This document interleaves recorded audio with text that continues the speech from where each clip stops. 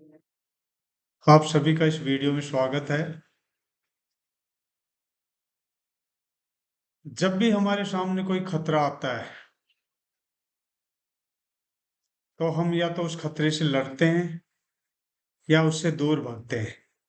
इसको बोलते हैं फ्लाइट और फाइट मोड, यानी या तो लड़ो या भागो। तो जब हम किसी खतरे को देखते हैं तो हमारे शरीर में 3 तरह के हार्मोन्स उत्पन्न होते हैं। Number 1, adrenaline. इससे हमारी धड़कन बढ़ जाती है, सांसें तेज चलने लगती हैं, मांसपेशियों में ताकत आती है, क्योंकि हमें लड़ने के लिए ताकत चाहिए और उस टाइम ये हार्मोन्स हमें ताकत देने का काम करता है। नंबर 2 हार्मोन जो रिलीज होता है, इसको बोलते हैं नोरएड्रेनलिन। इससे हमारा ब्लड प्रेशर बढ़ जाता है,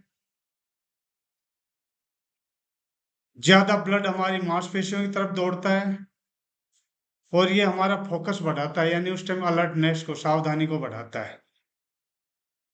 नंबर 3 जो हार्मोन निकलता है, इसको बोलते हैं कार्टिसोल। कार्टिसोल इन दोनों हार्मोन्स के बाद रिलीज होता है और ये थोड़ी ज्यादा देर तक रहता है हमारे शरीर में। इसको हम स्ट्रेस हार्मोन भी कहते हैं, क्योंकि इससे जो मैक्सिमम शुगर है अपने ब्लड में फ्लो होती है कि उस टाइम हमें ताकत की जरूरत होती है। लेकिन यदि कार्टिसोल ज्यादा देर तक हमारे शरीर में रहता है तो इससे बहुत सारी बीमारियां होने का भी खतरा रहता है। जैसे हमारा बीपी बढ़ जाता है, डायबिटीज बढ़ जाती है, हमारा वजन बढ़ता है और लो एनर्जी, यानी हम थके थके महसूस करते हैं। हमारा इम्यून सिस्टम भी प्रभावित होता है। तो यदि देखो हमारा खतरा यदि वास्तविक है, एक एग्जांपल लेते हैं कि आप कहीं जा रहे हैं, आपने अचानक सांप देख लिया। सो सांप देखते ही उस टाइम ये तीनों हार्मोन्स रिलीज होते हैं, क्योंकि उस टाइम हमारे को पूरी ताकत की जरूरत होती है। तो सारा ब्लड हमारी मांसपेशियों में आ जाता है ताकि हम या तो ताकत लगा के लड़ सकें या वहां से हम भाग सकें। शरीर के बाकी सिस्टम्स या तो स्लो काम करेंगे या उस टाइम काम करना बंद कर देते हैं, क्योंकि मैक्सिमम ब्लड फ्लो एनर्जी हमारी मांसपेशियों को चाहिए। और जैसे ही या तो वो सांप वहां से चला जाता है या आप वहां से भाग जाते हो या सांप को मार देते हो, यानी वो सिचुएशन खत्म हो जाती है। तो सभी हार्मोन्स अपनी नॉर्मल पोजीशन में आ जाते हैं और शरीर पहले जैसा काम करने लगता है। लेकिन आज के परिप्रेक्ष्य में क्या हो रहा है, हर समय एक सांप यहाँ पे मौजूद होता है। हम हमेशा तनाव में रहते हैं, कभी रिश्तों के तनाव को लेके, कभी परीक्षा का तनाव, कभी पैसे का तनाव, कभी स्वास्थ्य को लेके तनाव में रहते हैं। और हमारे शरीर को काल्पनिक और वास्तविकता में फर्क नहीं लगता है। ये तो जैसे ही तनाव या किसी खतरे को देखता है तो इसको भी रियल खतरा मान के और वो तीनों हार्मोन्स रिलीज कर देता है। और उससे हमें नुकसान क्या होता है कि ये, क्योंकि ये तनाव तो हमेशा बना रहता है, इतना जल्दी खत्म नहीं होता है। तो हमारी मैक्सिमम जो शुगर मांसपेशियों में, ब्लड में उस टाइम फ्लो हो रही थी, तो उससे हमारे डायबिटीज होने के चांस बढ़ जाते हैं। हमारा बीपी बढ़ जाता है, हमें थकान महसूस होने लगती है। तो इसका इलाज क्या है, क्योंकि ये तनाव धीरे धीरे आपको एंजाइटी, डिप्रेशन में ले जाता है। तो इससे आप नंबर 1 तो योग और मेडिटेशन का सहारा ले सकते हैं।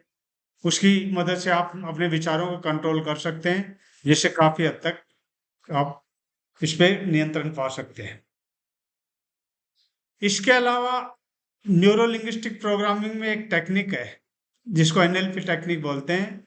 उसका नाम है एज इफ टेक्निक।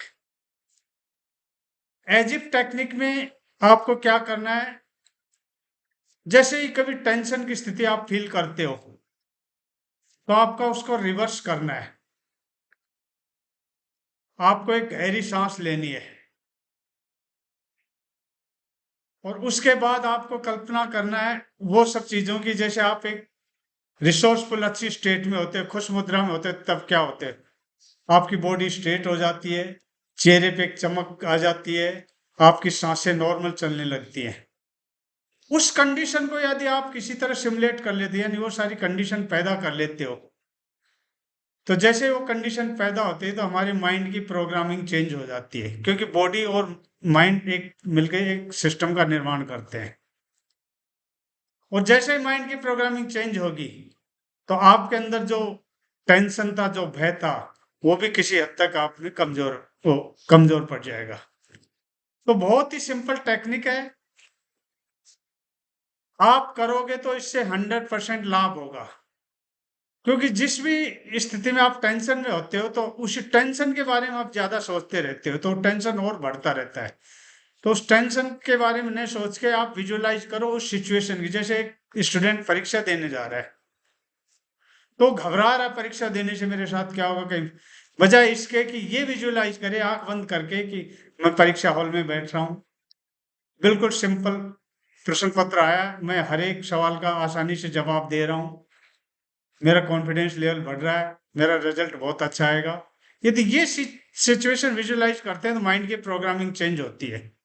और सारा खेल तो माइंड की प्रोग्रामिंग का ही है, एनएलपी तो पूरी इसी पे बेस्ड है। ये आपको एक अनरिसोर्सफुल स्टेट से रिसोर्सफुल स्टेट में ले जाती है। तो आज के बाद कभी भी तनाव आए तो उसके रिवर्स आपको करना है। ये शुरू में हो सकता है आपको डिफिकल्ट लगे जब, लेकिन 4-5 बार आप कोशिश करेंगे तो 100% आप एक अच्छे रिसोर्सफुल स्टेट में आने लग जाएंगे और आपको माइंड को एक मैसेज मिल जाएगा कि ये टेंशन को हैंडल कर सकता है। अंत तक वीडियो देखने के लिए बहुत बहुत धन्यवाद। वीडियो अच्छा लगा तो अपने दोस्तों में शेयर करना, चैनल को सब्सक्राइब करना, लाइक करना। मैं ऐसे ही वीडियो आपके लिए लाता रहूंगा। Thank you very much.